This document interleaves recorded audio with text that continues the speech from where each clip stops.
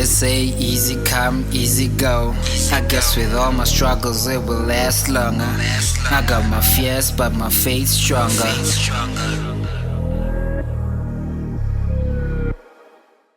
Sport culture, guys. You're chilling with me, Matthew Kage, and I'm chilling with Jay. Yes, sir. Our incoming host. Yeah. But then, we had a Let's get to it. nice African football weekend. Yeah. It was super nice. We had some nice international football during this weekend.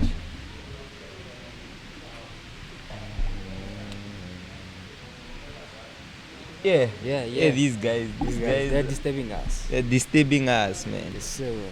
Speaking about African football, Yeah. it was a great thing for Sundowns to win that African Super League.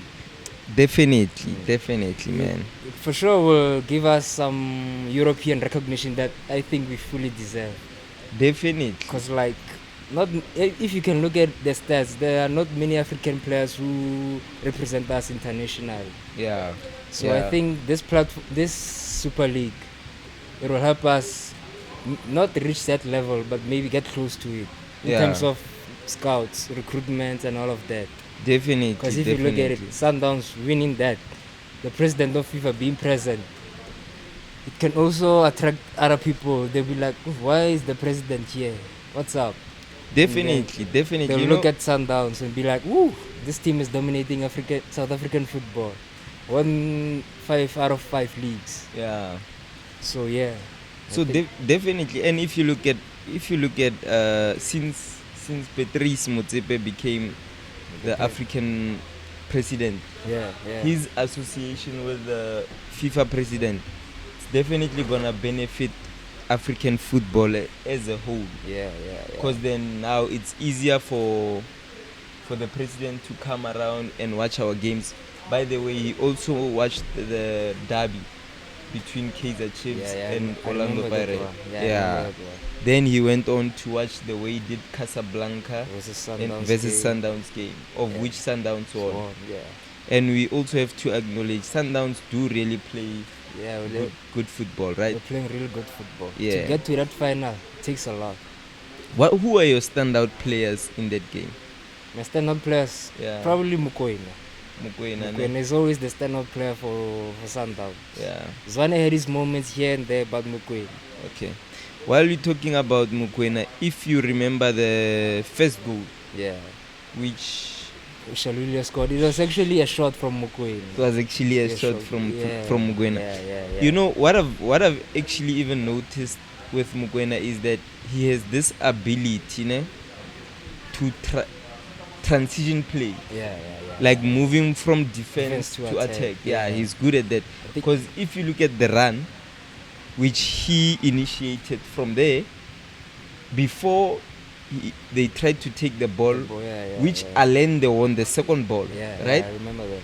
Passed it to Mukwena again, took the shot, and then Peter Shalulile scored. Yeah, he scored. I think Mukwena is very important for Sundowns because I remember a game. I don't remember which one was it. Was it maybe with the South African national team or with Sundowns, where he played as a centre back, but he wasn't in the centre back position.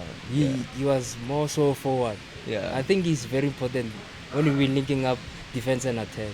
You know that's what Sundowns used to do when Andile Jalo was still around. Jalo. They would opt for having more midfielders than defenders. That's the same strategy. If you look at how City play, that's the same thing Pep Guardiola is trying to do with John Stones in the middle. Exactly. That's why they're so dominant. That's why they become so dominant with the ball. Then the second goal, right? To be honest, we have to give credit to Mudiba. Mudiba is a good player all round. Very, very good player. He's underrated also. He's also very underrated. Because I look at that goal, it's almost his work alone. He won the ball first. He anticipated that maybe the ball may be lost yet. Took the ball, took the player one-on-one and chipped the goalkeeper. That's very hard to do. How many players in the PSL alone can chip a goalkeeper. Not many. Many when they are one-on-one, they just want to blast the shot. They end up missing the goal. It's all about composure. Composure. The composure that he has. It's even difficult to say that he plays left. Basically, he's playing left wing back. Yeah, right? He's playing left wing back. With the position that he's playing, you'd ask yourself, he's basically a winger defender. Yeah. Who scores such a clinical? That's a clinical finish, by the way. Yeah. That shows his technique. His ability it shows his technique. But also now, doesn't it tell you something about Sundowns? It tells you something. Sundowns winning the African Super League, meaning best team in Africa. Best team in Africa. It's already the best team in SA. Yeah. Nobody can challenge them. Yeah. So that goes to show you the hard work, and it's also the hard work of Sundowns. Yeah, it's also when the they hard lose work. the ball, they work when very they hard lose to the ball, get it. Yes, They are not out of position for like a long 5 or 10 time, minutes. yeah. If they lose the ball now, it's quick recover. Definitely. Yeah. I don't wanna dive too deep into Sundowns playing. Can you guys answer this call? Zbu, answer this call now.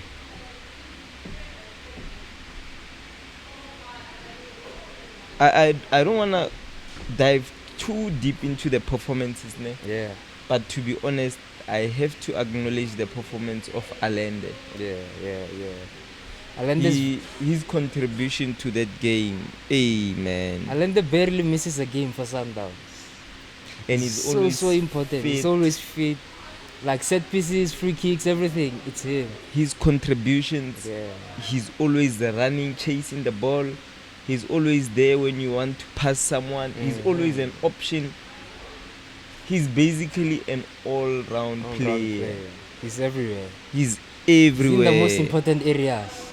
In the most important areas. When you want to finish, he's there.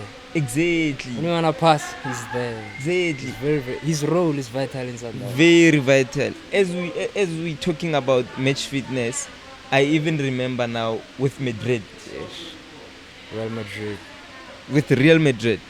Currently, how many injuries are they experiencing currently? Yeah, a lot of injuries. Camavinga, Chouameni, Courtois, Militao, Goulet. He hasn't even played a game. Imagine. I feel sorry for the and guy. Apparently even Vinicius Junior is injured. He's injured. It's a lot of injuries for Madrid. And I also wanted to ask, is Bellingham also injured? Yeah. Because Bellingham is a minor injury, I think. Because I saw on the 5-1 game against Valencia, he was on the bench. He was not even on the bench. He was not there. He's not there. He was watching the game in the stands. He didn't even play. He didn't even play. Now I wondered, what's happening with Real Madrid? Because those are so many key players. Very, very important players for Real Madrid. Do you think they'll be able to still win games for Real? The players that they have now. Do they have the squad depth to actually win more games? Yeah, I think so. I think they do. But it's going to be very, very difficult for them because in the league, they are chasing Girona. Yeah. Girona are on fine form right now. Yeah. And losing those players, those are very, very key players. Very key players. Like, there are games where you need Camavinga, you need Chouameni to change the game. You need Bellingham. Because he saved them. How many times? He saved? Exactly. He saved them. He saved them in the most important game probably of the season. Vinicius Junior, Real Madrid's best player. And without him, it's going to be tough. And I saw, what I have to acknowledge also is, I saw how now Vinicius is changing his game. Yeah. I don't know if you noticed. Yeah. He's now trying to be more of a goal scorer as well than just a dribbler. Yeah. Which is something that Cristiano Ronaldo also did during his time at Madrid. At Man Madrid. United first. At Man Actually, yeah, you're right. He was always dribbling at Man United. Until they reprimanded him, they be like, dude, you're dribbling. We need balls in the box. Come on now. That's when his game actually changed. You're very much correct. Because if you look at the history of Ronaldo and Vinicius, if you compare them, they almost similar. It's almost similar. Yes. Yeah. They are players that are natural wingers. Mm-hmm. They cut into the center of play. Exactly. Yeah. Score goals from the winger side. I think Vinicius, the thing that he was struggling the most about was goals. Yeah, he was struggling. The finishing with touch. Yeah. He was a good dribbler. He would go past 3 or 4 players, and then when he's in the box, he would like miss an open goal. Yeah.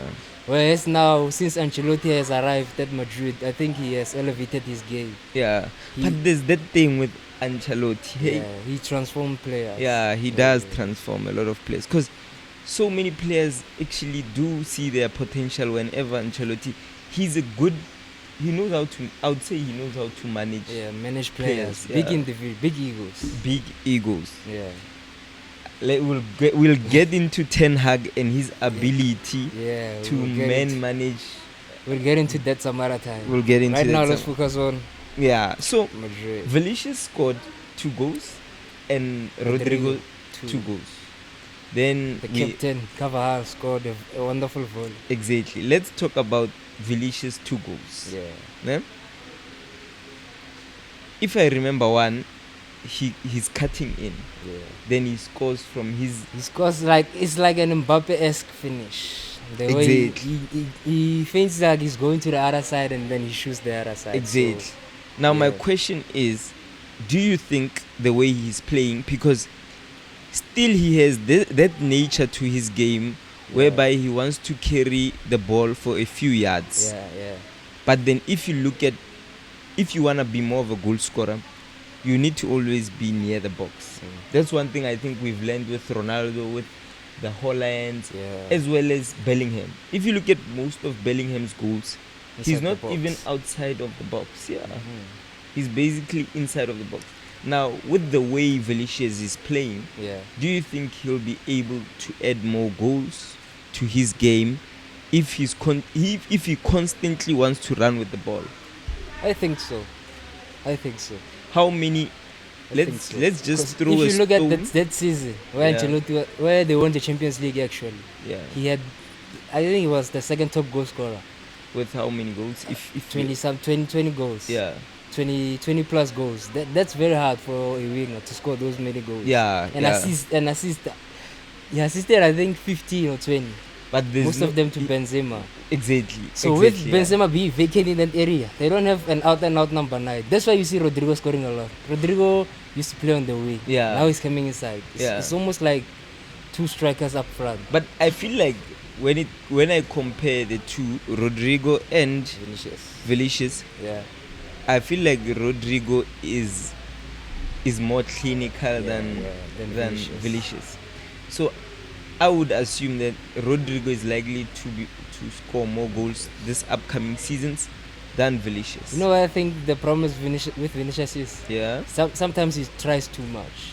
Yeah. Too much skills, too much dribbling. Yeah. Sometimes you just need to pass one player, pass the ball, receive it, and then score. Yeah. It's the same thing with Rodrigo. Yeah. He plays like Benzema. One touch football and then he scores. Yeah. So Vinicius knows his ability. He steps on the ball, he looks at you, do a skill, do whatever, and then there's no end product. But then, hence I'm saying, don't you think that is gonna affect his game? Because if you look at the energy that he'll be using, it's like when we go back and look at how Ribéry used to play, how Ian Robben used to play, they used to use too much of their energy in dribbling, taking on players. And that's one thing that even Ronaldo has matured past. Yeah. He realized that the most important thing is to score goals, to be near the goal as much as possible.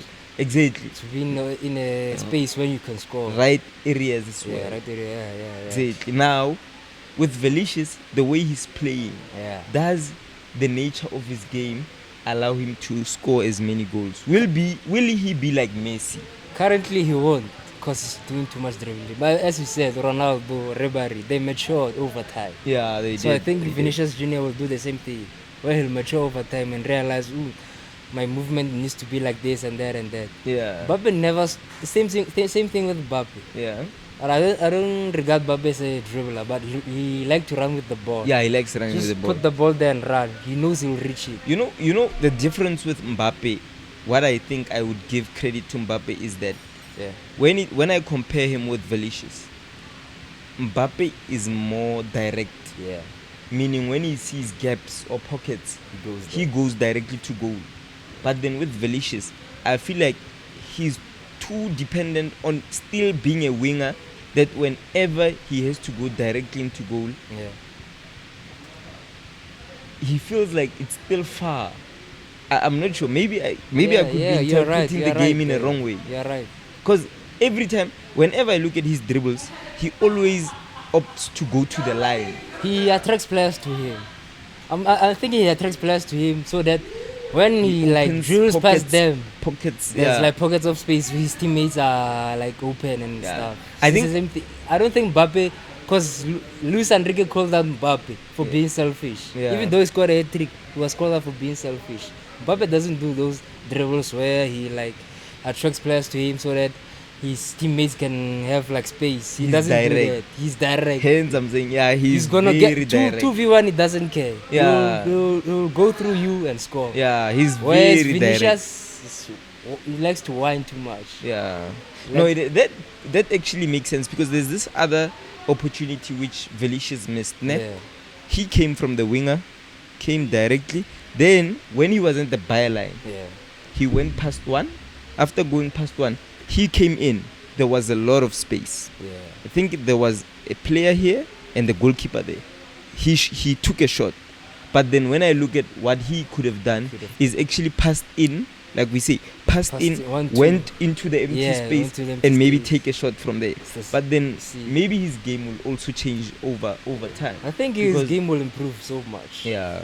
And I think Ancelotti is going to leave for Brazil. Maybe a new manager comes in, changes his game. Maybe opts to play him in the middle. And see if he can play the middle. If he can't, then he'll just be a winger. But I think that Vinicius will also be second to Mbappe and Haaland. Why do you say that? Unless Madrid win the Champions League with the season that he had when they won the Champions League with Benzema, he can win the Ballon d'Or. Other than that, it's very, very difficult to see him going past Haaland and Mbappe, because those guys guarantee they give you 40 plus goals every single season. What if I'm just asking a question, what if we find ourselves in a situation whereby Harry Kane becomes the top goal scorer? What happens then? I think he's scoring the most goals and we don't even see him now. It's like he's doing the work, but then he's not yet recognized. What if that happens? What's gonna happen? Do you think he's gonna win the Ballon d'Or? It depends on a lot of things. Depends on a lot of things. Depends on where Bayern ended up in the Champions League, where Man City are, where Madrid are. PSG I don't count it because let me drop a scenario for you. Let's say Mbappe scores a lot of goals. He only wins the Ligue 1. Let's say he scores 50 plus goals. We're having a Ronaldo. We're talking about this current calendar year. Let's say he scores 50 plus goals, right? Because all of them they are near that 50 mark. Let's say we also have Harry Kane who scores more than that. Then we have a Haaland who still scores more than that, but not more than them. Then City wins the Premier League and the FA only. But you find that Bayern, for example, wins the Champions League only, but not the league. Then let's say you find Al Nassr, which wins everything. This is just the scenario that I'm drawing up. In that case, who would you think is gonna be the Ballon d'Or winner? By the way, all of them, let's say they are at a range where they are now. Only 1 goal difference, 2 goal difference, 3 goal. What's gonna happen if that's the case? That is a tough one. That is a tough Who scenario. would you say would be the best player of the calendar year? I think Harry Kane. You'd give it to Harry Kane? I give it to Harry Kane any day. Harry Kane contributes a lot to the team. Yeah, he did. Not only his goals, his assists. So it will be Harry Kane, I think. Hopefully FIFA doesn't rob us this time. Because then if I look at Harry Kane's game all round, he contributes. It's the same question that I would basically ask with Vinicius. That can Harry Kane score enough goals? But then that's what we're seeing now at Bayern, that he's scoring a lot of goals because he's no longer carrying the weight of the team. Like he did at Tottenham. Exactly. So I think it's the same thing with Vinicius. He's carrying Madrid on his shoulders. Benzema left. If Bellingham isn't there, it's all about Vinicius. He stepped up. Against Valencia. Rodrigo is also there, but I think it's more. Valverde is also there. I think it's more on Vinicius Junior because of the season he had with Benzema. Yeah, he was fantastic this season. So I think it's more so on a lot Vinicius. is expected. Yeah, a lot is expected. Him, yeah. We expect to see Vinicius on the Ballon d'Or podium in the next 5 to 10 years. Hopefully. Other than that, I don't know. And also Madrid is. Let's not forget about the league. Yeah. We're focusing too much on the Champions League. The league, Madrid, they are second to Girona, who came out of nowhere. Yeah. With the injuries, I don't even know that team, to be honest. With the injuries that Madrid have, it's gonna be a tough one. Because I think Vinicius will be back next year. Bellingham maybe after 2 games. You telling me that Vinicius' injury is so bad? So bad. I think 2.5 months or 1.5 months. Somewhere there. So he's out. So bear in mind that's almost like a quarter. Yeah. Because a quarter would be like 3 months. That's almost like a quarter of a season. Yeah. It's almost a quarter of it. He's gonna miss a lot of games. Miss a lot of crucial games in the league. Not talking about the Champions League, but in the league. Because Girona is on form right now. The only team that beat Girona is Madrid itself. Yeah. Since then, I think they only drew once and then they won the rest of the games. So I think the injuries, it's very tough for Madrid. But Toni Kroos is there, Modric is there. They do have squad depth. They have squad depth. Yeah, they do have squad depth. Because when I look at it, I was like, if so many players are not there, yet they're still able to pull up a 5-1 victory. Yeah. Tells you that they do have people who can step up. Shows you the DNA of Madrid. Tells you they can win with any players. They can win with players from the academy. Half of their squad injured, they can win. They're a very, very good team. Yeah, they're a very good team. We'll see in the upcoming weeks what they can do without Bellingham and Vinicius. And how long is Bellingham out for? Bellingham, I think now it's 1 week because he didn't play in England. He went there to train only. Hence, we're talking about fitness. Yeah. And it came from a conversation that we had about Allende.